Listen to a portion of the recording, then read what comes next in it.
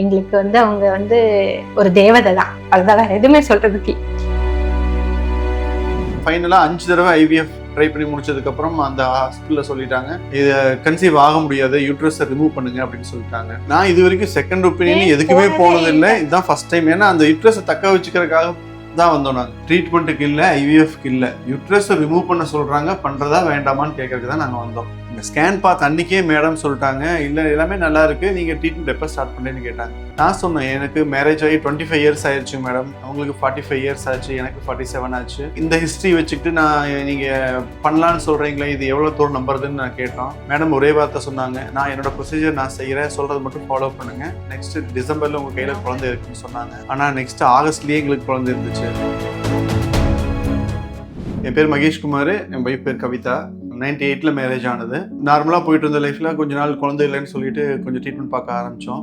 கோயம்புத்தூர்ல இருந்தோம். கோயம்புத்தூரில் ஒரு பெரிய பெரிய ஹாஸ்பிட்டலில் போய் ட்ரீட்மெண்ட் பார்த்தோம். IUI ட்ரை பண்ணோம், அப்புறம் இல்லைன்னு சொல்லிட்டு அது பண்ணல.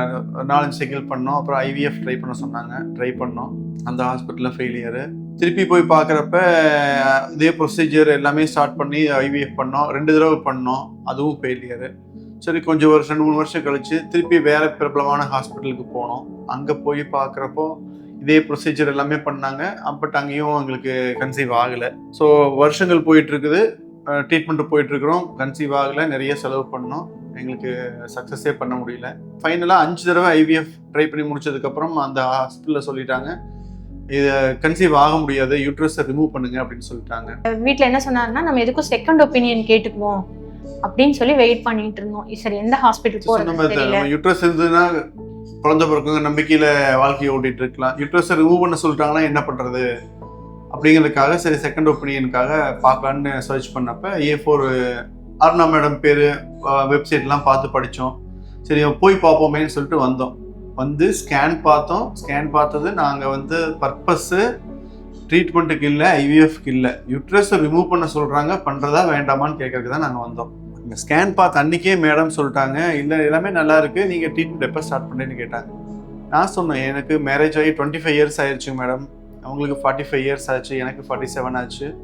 ஆனால் இந்த ஹிஸ்ட்ரி வச்சுக்கிட்டு நான் நீங்கள் பண்ணலான்னு சொல்கிறீங்களே, இது எவ்வளோ தூரம் நம்புறதுன்னு நான் கேட்டோம்.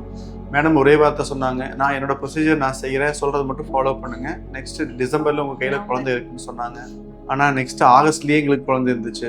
ஃபர்ஸ்ட் அட்டெம்ப்ட்லேயே எங்களுக்கு சக்ஸஸ் ஆச்சு. பாய் பேபி நல்லா இருக்கான். இப்போ அவனுக்கு 2.5 வயசு. எனக்கு ட்ரீட்மெண்ட் அப்போ வந்து பார்த்தீங்கன்னா நான் நார்மலாக தான் இருந்தேன். இந்த மாதிரி ரெஸ்ட்ரிக்ஷன்லாம் கிடையாது, இப்படி இருக்கணும், அப்படி வெயிட் தூக்கக்கூடாது, இல்லை நீங்கள் வந்து நடக்கக்கூடாது, படுத்துகிட்டே இருக்கணும், பெட் ரெஸ்ட்டு, அந்த மாதிரிலாம் இல்லை. நார்மலாக இருந்தேன். மேடம் சொல்கிறத மட்டும் நாங்கள் ஃபாலோ பண்ணுவோம். எல்லா பக்கம் சொல்லுவாங்க 10% சக்ஸஸ், 20% சக்ஸஸ், அதுக்கே நாங்கள் ஓகே சொல்லி பண்ணோம். ஆனால் அஷூரன்ஸாக ஒரு வார்த்தை கேட்குறப்ப நாங்கள் நம்பிக்கையில் 6 மாதம் கன்சீவ் ஆனதுக்கு கூட நம்பிக்கை இல்லாமல் தான் இருந்தோம். எங்களுக்கு இதெல்லாம் நடக்குமா நடக்காதான்னு கூட தெரியாது. 6 மாதம் கழிச்சு தான் எங்கள் அம்மாட்ட சொல்கிறதுக்கே மேடம்கிட்ட பர்மிஷன் கேட்டேன். மேடம் சொல்லலாமான்னு. ஐயோ நீ தைரியமாக சொல்லுங்கள், நல்ல அழகாக பேபி ஃபார்ம் ஆகிருக்கு, அந்த கான்ஃபிடென்ட்டில் நாங்கள் சொன்னோம். அதே மாதிரி அவங்க சொன்னதை ஃபாலோ பண்ணால் இங்கேயே டெலிவரி பார்த்தோம், நல்லபடியாக பிறந்தான், நல்லா இருக்கான். இப்போ IVF பண்ணினது வந்து ஒரு 3 ஹாஸ்பிட்டல்னா கூட நாங்கள் பார்த்தது, கன்சல்டேஷன் போனது இன்னும் நிறையா ஹாஸ்பிட்டல் சென்னைக்குள்ளே பார்த்துட்டோம்.